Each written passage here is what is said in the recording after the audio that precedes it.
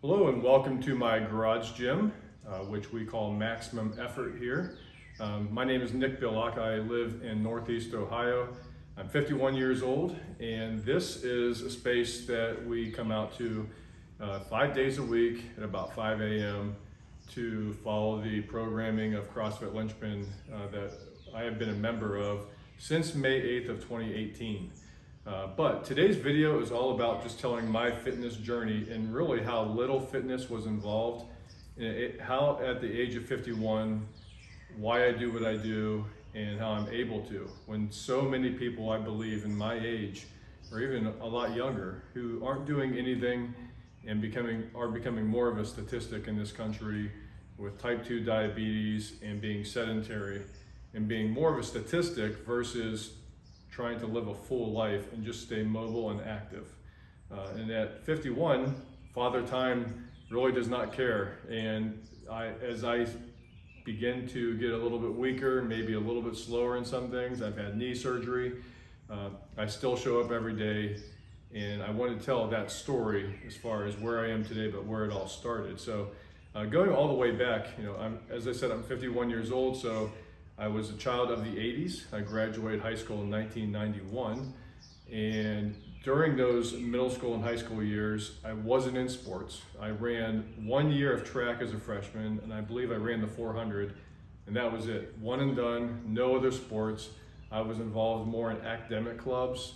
I was in the marching band, the concert band, I played trumpet. And then right out of high school, I was looking at colleges, and a Navy recruiter got a hold of me when I was working at McDonald's, actually, right down the street from here, where I grew up. And I wasn't even considering that. Next thing you know, I'm graduating high school, and a few months later, I'm in boot camp. Now, even today, same back then, there's no big requirement for physical abilities when it comes to joining the Navy. Unless you're going into special forces of some kind, you really just need to meet the height, weight standards, and that's it. So I met those. I went to boot camp throughout my 10 years of active duty from 1991 to 2001. We have a PT test twice a year. You run, push-ups, sit-ups. The standard is not very high to pass, so I've always done that. But living in Virginia Beach, which is home of the biggest Navy base in the world, actually in Norfolk, I got connected with a lot of local runners. And it all started with running a 5K, 10K, and then someone at some point, I'm sure, convinced me, why not run a marathon? I mean, in Virginia Beach, they have the Shamrock Marathon, but there's a lot of other marathons around the country. I chose the Steamtown Marathon in Scranton, Pennsylvania, and I ran my first marathon in October of 1997. And that really set on a new course of running, distance running, and really not much else. So there was no kind of weightlifting, weight component. It was just running. And throughout the years, I kept doing more and more marathons and eventually got into triathlons. I did a few sprint triathlons. I did a few Olympics, which is like the 10K, the 10K run, the 1.2 mile swim, and there was a bike in there too. I'm forgetting all the distances. But I did that for a short period of time as I was ending my active duty time in the Navy. 2001 shows up, I get out of the Navy, we moved to Colorado for a year, then we moved back to Ohio. I have stopped doing triathlons. I still run a few marathons here and there, and that's when I got involved in the local running community here in Northeast Ohio, introduced to the Cuyahoga Valley National Park, the trails, and then the bug bit me to go a little further than the marathon. So I got involved in 50Ks, which is 31.2 miles. It's probably the most common trail distance that is out there. Anything over a marathon is considered an ultra marathon. So I did ultra marathons for many, many years, and eventually stepped it up to the 100K, which is 62 miles. And then in this area, our big 100-mile race is the Burning River 100, where you start east of Cleveland and you finish in Cuyahoga Falls. It was a point-to-point trail race that you had 30 hours to finish nonstop. And in 2009, I finished the Burning River 100, but 8 weeks prior to that, I went up to Wisconsin and ran the Kettle Moraine 100. That was my first 100. And like I said, 8 weeks later, did Burning River, and then 10 weeks later, went out to Oil Creek in Titusville, Pennsylvania, and ran my third 100-mile trail race. So I've run 3 100-milers, all in the same year, all in 2009. And after that, I continued to do ultra running, and it eventually accumulated, I believe we ended up at 61 or 62 finishes of a marathon or more. I know there's 29 marathons, and I believe 32 ultra finishes in total. And then it was back in 2014. Now, if you remember, or you may even see this on social media today, someone's talking about their WOD or CrossFit. These were more in the earlier days of CrossFit, and it was the last thing I ever wanted to see. I didn't want to see another post about somebody's WOD or their workout, but good friends of ours here in town convinced us to show up to a CrossFit gym, namely All Heart CrossFit in Brimfield, Ohio. It was November 4th, 2014. I have a bad memory on a lot of things, but I do remember that date. It sticks in my mind forever. November 4th, 2014. The workout was a triplet of, I believe, row 500 meters. It had some air squats and I believe some 35-pound kettlebell swings, which 35 pounds is the ladies' weight actually, but it still gassed us. But I did this high intensity short workout and I was bit by the bug of CrossFit. That set me on a course of basically cold turkey quitting running. Almost. I actually ran to Brimfield and I ran to the gym multiple times before I really stopped doing distance running. And now, November 14, it's now 2024, we're coming up on a 10-year anniversary of doing CrossFit. So during that time frame, I stopped doing ultra running and spending really countless hours on the trails over a weekend. I mean, a typical ultra running schedule, when I get to the peak, I'm running a 30-miler on Friday, and I'm doing it again on Saturday to run on tired legs, and that took me away from home a lot. It took a toll on my marriage, and coming to where we're at today, I spend much more time at home. I do this with my wife. We've been married for coming up on 32 years now, and we do it together. So, and during that time, I've always sought out things that are just seemingly out of reach. So when you think about a 100-miler, that seems daunting, seems unachievable. And I will tell you that in 2008, I attempted the Burning River 100 and I DNF'd, did not finish, around mile 55. I'd gotten hurt, I went as far as I could, the pain was unbearable, and I called my wife and said, please come pick me up, and I dropped out. I swore redemption that day to come back, and I did the next year. But I always seem to look for things that are a little bit out of reach.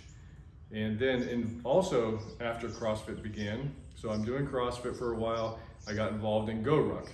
GoRuck is a military founded, it's founded by Special Forces personnel who used to be in, and it started out by a company who wanted to make a rucksack, which rucking is nothing more than putting weight in a pack on your back and going for a walk. So they found that when they built these rucksacks that were made out of military grade material, super tough, that a community started to form around it. And that was the birth of GoRuck, which is now, actually, they're a sponsor of the CrossFit Games. They've gotten very involved in a lot of different spaces. And I leaned into that because they do these 12-hour, 24-hour endurance events where they're team-based, where it's involved with carrying a lot of heavy sandbags, a lot of PT, getting in the water, getting in the mud, getting very uncomfortable, but working together as a team. And I did several of those events with GoRuck, and even 24-hour, as they call heavy events, that start at one day, and then at least 24 hours later, you've been going the entire time. And I've done a few of those as well. Probably done doing GoRuck events, but I still enjoy long, grinding type of events, or even workouts that involved heavy sandbags, carrying loads over distance, and things like that. I just enjoy things like that. So I continue to do those type of things. Often it's something that seems a little bit out of my reach, but I think that I could probably do it, and I go for it. Even in recent years, I got involved with Spartan. I've done a few Spartan events. I am not the person that signs up for a year pass and just travels around the country doing a lot of Spartan events. I've done a few. I don't know if I'll ever do any more, but I did a trifecta, which was the short, medium, and long distance all in one weekend back in August of 2021 or 22, I forget, down in West Virginia. And then the ultra is the pinnacle of Spartan events, which is basically like a 50K ultra, but you do the whole course twice. There's 60 obstacles. It is gigantic. I did it in New Jersey with actually on the grounds of a ski resort, so the elevation and the climbing was insane. I'm glad I did that. I might do that again in the future, but I've enjoyed all these kind of things that push me to my limits, that really make me dig deep, not just physically, but mentally, that I learn a lot about myself. And, you know, coming out here, a lot of people say, do you have trouble coming out to a garage gym when there's really nobody that's holding you accountable to do it? And some people, that is a problem. For me, it's never been a problem. Matter of fact, I really hate missing any day of programming and being out here. To travel, I always have to think outside the box and how I'm going to get things done. I'm still in the military, so I have to figure that out and plan ahead. When I was deployed, I had to figure that out. Sometimes I've even been in isolation back in the COVID time, where I was in isolation for 19 and a half days, where I couldn't even walk outside or see other human beings. And I found a way to do fitness inside of a small little trailer box where I was confined for 19 and a half days in Africa. And I still found a way. So I'm drawn to it. It's mentally rewarding to dive into that. And it's an area that, you know, there is things released in your body, that endorphins, and that do bring joy, and just the release of things. You feel better about yourself, better about the day.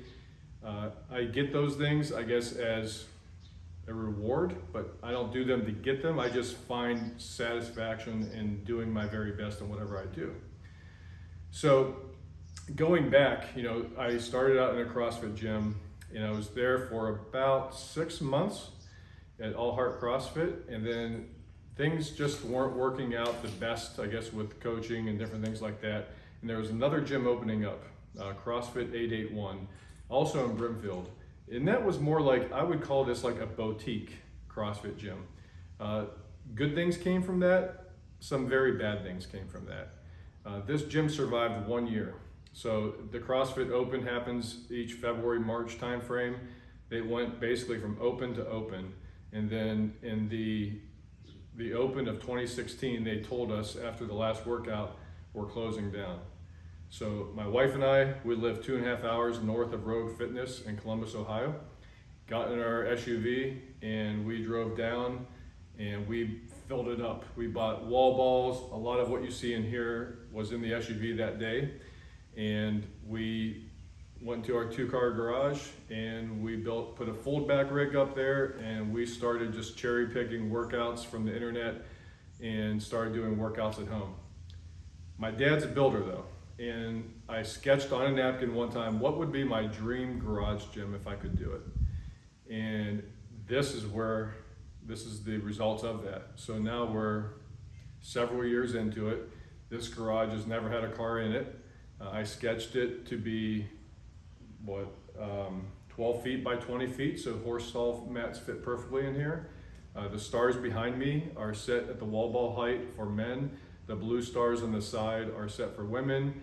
And we are out here every day, 5 o'clock, working out, except for Thursdays and Sundays. And we've been doing this now for a while. I joined CrossFit Linchpin back in May 8th of 2018, another date that just sticks in my mind. It's also my daughter's birthday, May 8th, but 2018. So now we are 6+ years in the CrossFit Linchpin.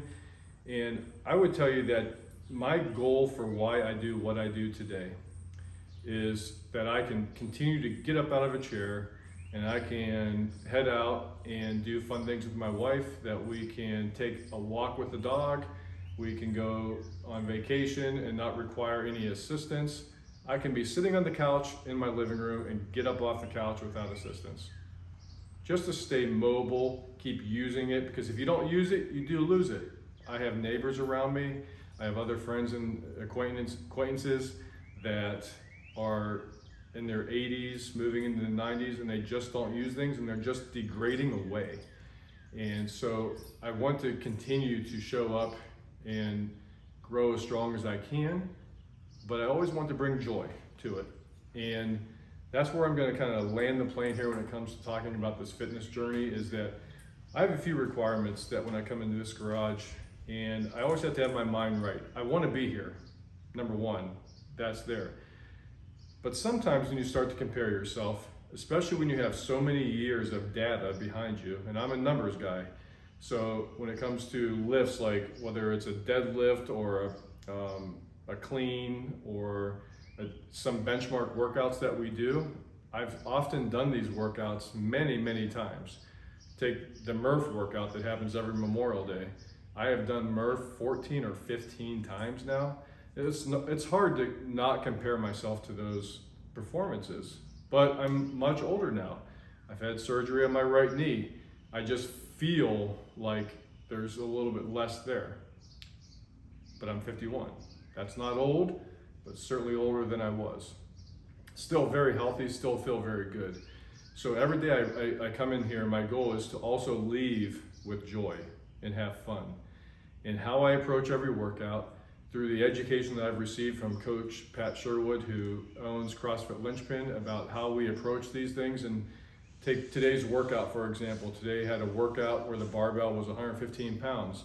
That might not be appropriate for me. It might be appropriate, but knowing what the best thing is to do when it comes to looking at the weights, looking at the movements, how I slept last night, how I ate, do I have any physical ailments that, right now, am I sick? I show up here when I'm sick. I'll still come out here. But knowing how to adjust movements, but understand what the intent of the workout is, and to still try to accomplish that. So today, maybe I just didn't want to sling a barbell around. Well, I have sandbags on the ground here to my left that I can bring a sandbag and I can still take it off the ground and put it overhead and still achieve the intent of what the workout was today, but using a different implement. And that creates variance, and you're using different muscles, and that's all good. But trying to look at every single thing that you do and saying, what is my goal? How am I going to approach it to achieve it, and then leave the garage this morning with joy. And even better is if my wife is here with me and she's enjoying it with me. Now, she's not, I guess, as crazy when it comes to this stuff as I am. She still shows up. She takes maybe a few more days off than I do, especially on Saturdays. She enjoys to throw her ruck on and do that by herself sometimes. And I totally respect that, but I appreciate any time she's here with me to be out here together. But all we do is 1 hour a day. That's it. It's the only time that we give. We're done by 6 a.m. every day, and we enjoy it. But I always have to remember that to give my very best and to not compare myself so hard against my prior numbers or even against anybody else. This video was spurred by yesterday, where we had 3 800-meter runs. I know it sounds simple, but I had done that 8 times. And my times yesterday were the slowest ever. And they weren't slowed by a couple seconds, more like 15 seconds per interval. And that was tough. So just acknowledging where I am today and realizing I gave my very best is what matters. That I show up, give my best, find joy, but comparing myself can steal the joy.